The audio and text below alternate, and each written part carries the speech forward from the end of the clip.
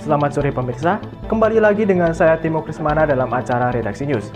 Hari ini, tim Redaksi News sudah menyiapkan beberapa rangkaian berita terkini yang akan kami rangkum dalam 15 menit ke depan. Di antaranya adalah upaya Universitas Tidar Magelang cegah COVID-19, penambahan pekerja dalam pembangunan gedung Universitas Tidar Magelang,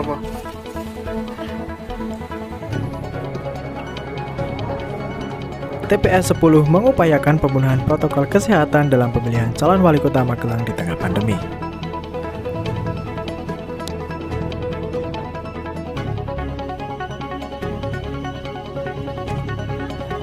Suasana alun-alun kota Magelang di tengah pandemi COVID-19. Wabah COVID-19 masih menjadi ancaman bagi semua orang dan menghambat segala aktivitas, tak terkecuali di kalangan Universitas Negeri Tidar Magelang. Upaya penerapan protokol kesehatan sudah disampaikan, akan tetapi tak jarang jumlah kedatangan mahasiswa yang ada melebihi dari batas yang telah ditentukan. Penanggulangan wabah COVID dalam area kampus dinilai belum maksimal. Meski sering diadakan penyemprotan setiap minggu sekali, selain itu, masih banyak mahasiswa yang berada di area kampus dan pembatasan dalam fakultas dinilai belum maksimal. Sementara itu, sudah ada perintah yang disampaikan secara langsung dari pihak rektorat kepada pihak keamanan universitas terkait pembatasan kedatangan mahasiswa. Sebenarnya kalau untuk dari regulasinya dari UNIT itu sebenarnya seperti apa sih Pak? Untuk penanggulangan? Kan yang kenyataannya itu kayak gimana itu Pak? Ya kalau peraturan itu kan semuanya itu kan pengennya kan dilaksanakan dengan disiplin ya. Cuma kan kadang kita manusiawi juga, ya toh. Terus dengan kendala suasana dan peralatan. Mengingat kalau kita laksanakan semuanya tuh emang ya pasti antri di sini, terus akhirnya yang terjadi kerumunan di sini. Jadi kan malah menimbulkan masalah baru lagi toh. Ya kalau pengennya kita ya kita apa perintah dari pimpinan kita laksanakan semampu kita.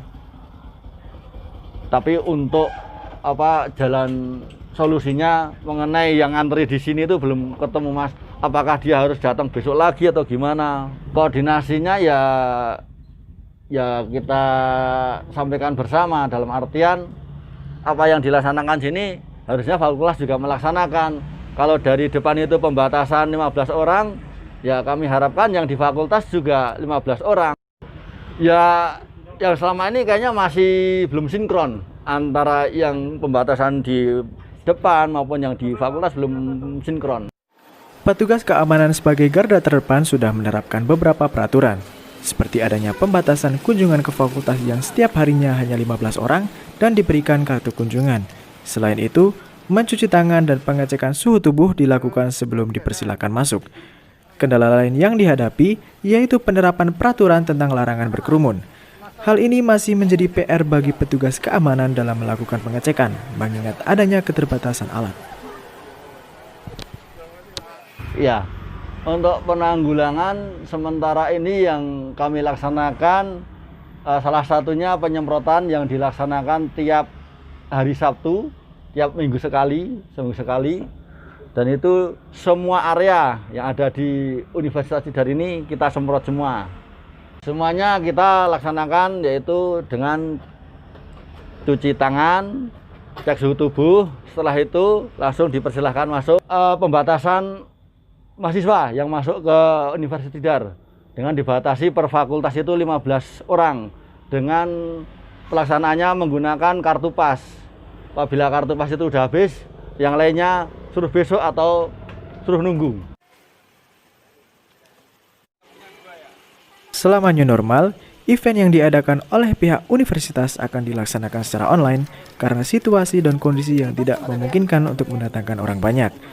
Untuk kedepannya, diharapkan adanya ketegasan antara pihak keamanan universitas dan pihak fakultas demi kesehatan bersama. Tim Redaksi News Babang Kante melaporkan. Progres pembangunan yang sudah memasuki persentase 80% ini ditargetkan akan selesai pada tanggal 22 bulan Desember. Pengerjaan dilakukan secara manual mengingat tidak adanya akses masuk untuk alat berat dan cuaca yang kurang mendukung. Penambahan pekerja pun menjadi langkah alternatif. Kendati di tengah pandemi COVID-19 dan keadaan alam yang tidak menentu, pembangunan Universitas Tidar terus berjalan. Kalau pembangunan ini kita sudah 80%, jadi kurang 20% lagi lah insya Allah. Tinggal masang atap ini, udah gitu. Kalau pekerjaan tetap dipercepat karena memang pekerjaan kita di akhir tahun semua, Mas.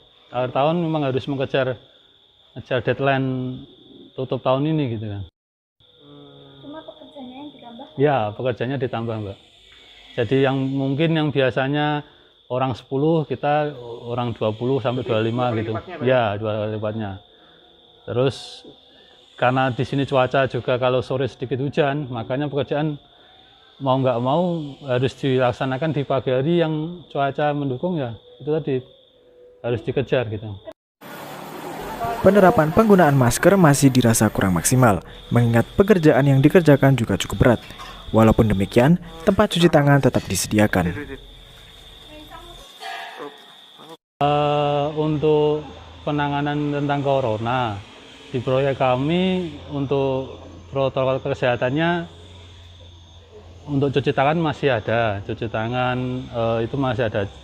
Cuma kalau untuk penerapan untuk masker, untuk para pekerja, bisa dikatakan ya 50% gitu. Karena memang kita pekerjaannya pekerjaan yang butuh nafas nih Mbak, jadi memang harus butuh asupan oksigen yang banyak gitu. Jadi mengingat adanya kontrak tertulis dengan PT Kartika Sari Manunggal, maka pembangunan harus diselesaikan dalam akhir tahun ini. Ini sesuai tanggal 22 Desember. Ya, selesai. Kalau semisal Pak di tanggal 22 itu belum selesai, itu biasanya gimana? Kalau itu nanti biasanya kalau itu nanti ada apa ya Mbak ya? Kayak denda gitu kan, ada di kontrak ada tercantum semua ketentuan-ketentuan. Kontrak itu tercantum 20 Desember ya Pak? Iya. Jadi ada ketentuannya semua.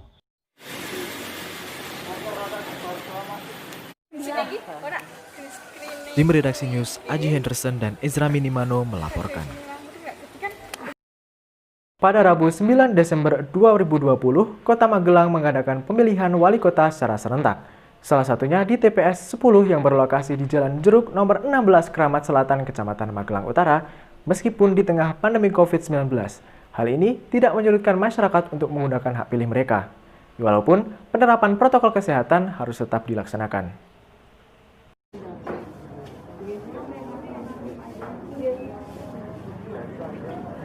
Pihak petugas TPS maupun desa telah menyediakan berbagai fasilitas, di antaranya tempat cuci tangan, sarung tangan, TPS yang luas, dan juga alat pengukur suhu tubuh.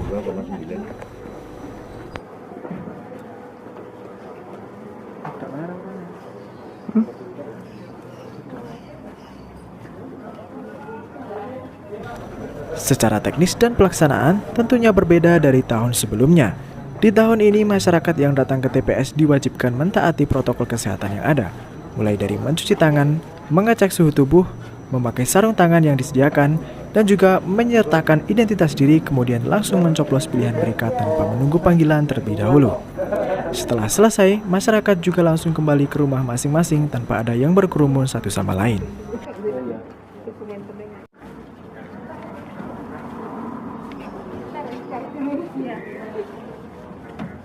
Melihat kampanye yang sebagian besar dilakukan secara online, masyarakat tetap berharap siapapun yang mereka pilih mampu menjadi wakil rakyat yang bertanggung jawab.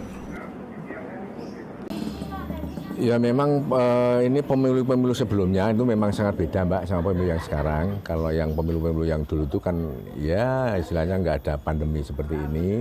Dan di sini karena ada pandemi seperti ini, kita mengikuti protokol kesehatan. Jadi ya harus pakai masker, harus pakai sarung tangan, harus pakai alat tulis sendiri.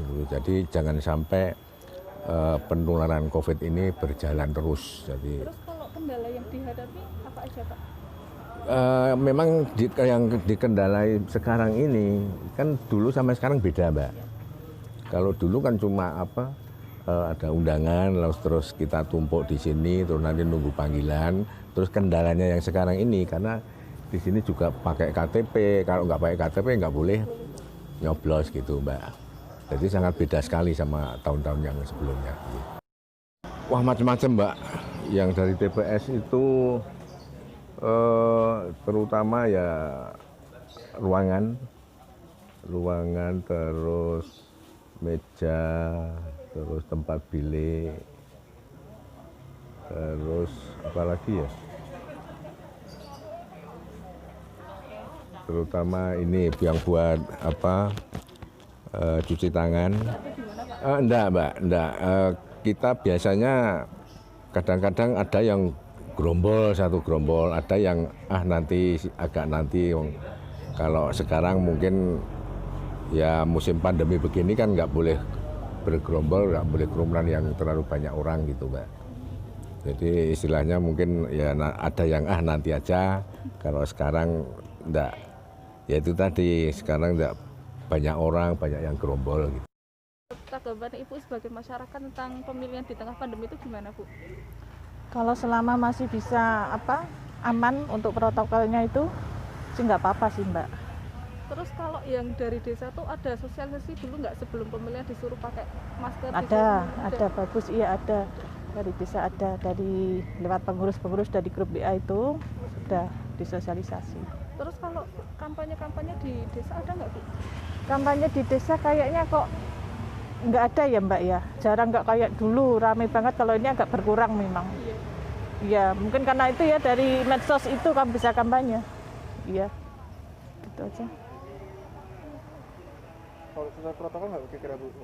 Ini, iya ini sudah sesuai. Ya, sudah. Sebenarnya merasa takut nggak sih, Bu, buat ikut pemilu di pandemi ini? Kok enggak ya?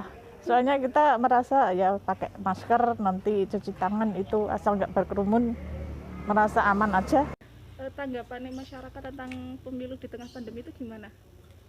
Ya, ini menjadi menjadi mau tidak mau harus kita hadapi, Mbak ya, karena situasi juga serba terbatas, tapi ini menjadi tetap menjadi semangat kita untuk mengikuti pemilu kepala daerah ini. Terus Masnya sendiri kira-kira takut nggak sih, Mas, buat milih di tengah pandemi kayak gini?